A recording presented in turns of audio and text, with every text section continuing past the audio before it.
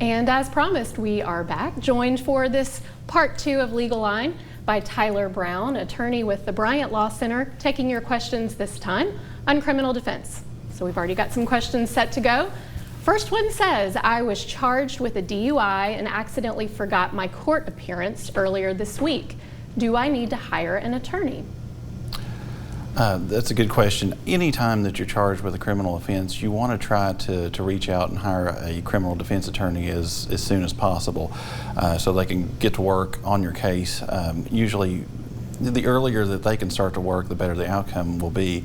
Now, as far as missing a court date, typically what happens is if you miss a court date, the court may issue a failure to appear, which would require you to turn yourself in.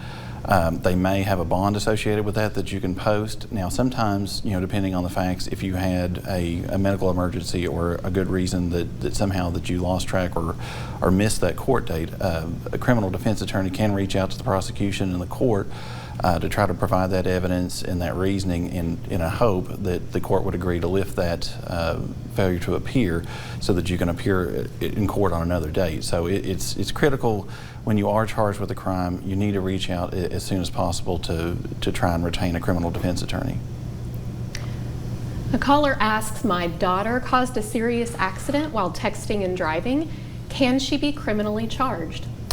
That's a good question, and the answer really in most jurisdictions is going to be yes. Now, it's not simply the act of texting while driving, which in a lot of jurisdictions is a crime. It may be a traffic violation or a lower crime, but if a prosecutor can show that you were distracted, that you were on social media or texting while you were supposed to be driving, there's a whole range of charges that can stem from that. One here in Kentucky would likely be wanton endangerment.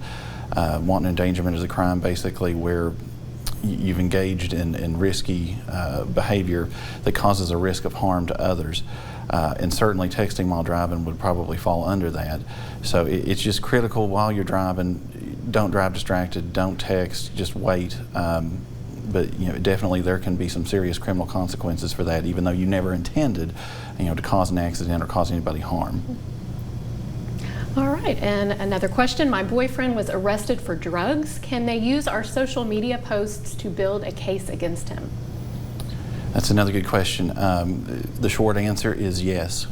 Anything that you post publicly on social media or text or any other form of written communication can potentially be used against you in a crime. Now, all jurisdictions will have rules of evidence that the court will have to follow and enforce. Now, not everything that you post is necessarily going to be relevant to the crime that's charged, so it's not a carte blanche where a prosecution could throw everything that you've ever said on social media up there. But if it is relevant and a court determines that it's relevant and admissible, they can definitely use it. It has to relate to the crime that you've been charged with. So definitely you have to be super cautious about anything that you post in public.